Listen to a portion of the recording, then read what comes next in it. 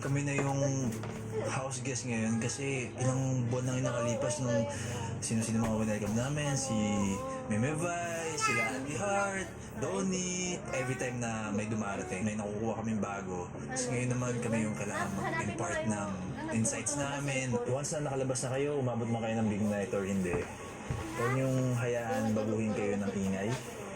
Kasi maraming sari-saring opinion ang tatry i-penetrate kung ano man yung nabuo nyo dito. Huwag nyo hayaang sirain nyo ng labas. They can talk, they can judge. Di ba nga? Alalahanin nyo yung mga nabuo nyo dito sa loob. Ang importante kayo-kayo. At sa huli nilang sandali sa PBB Hotel, si Manager Marco nagpasalamat sa dalawa. On behalf of every hotel staff po, syempre, gusto din po namin talaga magpasalamat sa inyo.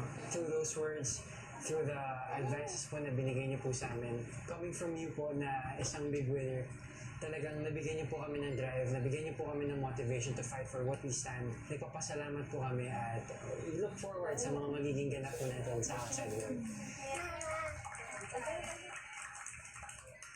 Brent, oras na magpaalam sa mga housemates.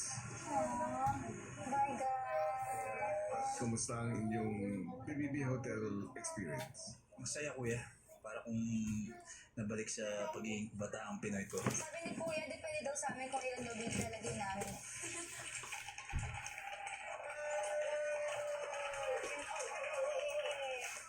Sobrang 10 out of 10, Kuya. Yung food, masarap yung sinigang. Malinis yung mga kwarto, mabango ang bahay. Ang servisyo nila mabilis. And talagang game na game sila, Kuya, sa lahat ng pinapagawa namin. So, 10 out of 10 po talaga.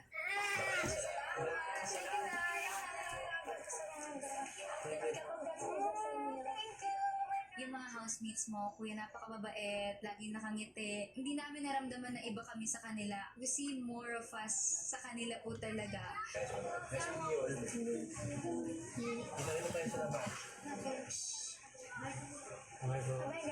So nakikita ko sa kanila kanina, Kuya, para talaga silang kami na mahal yung isa't isa. Na-realize ko na noong mga panahon na nandito ako, sana mas in-enjoy ko pa yun. And yun din yung talaga namang iniwan namin ni Brent sa kanila na advice, na enjoyin lang talaga nila yung moment nila dito sa loob ng bahay kasi mabilis lang lahat yan. At ang outside world nandyan lang naghihintay sa kanila. Maraming salamat sa mga aral na naibahagi ninyo sa aking housemates at sa pagbisita dito sa aking bahay. Alam ko kayo ay busy sa inyong mga gawain sa labas ng bahay. Meron bang dapat abangan ng mga tao? Iniimbitahan po namin kayong makita at mapanood ang mga sikreto sa loob ng The Secrets of Hotel 88. Binubuto ng mga ex-PBB housemates. Malapit na po yan.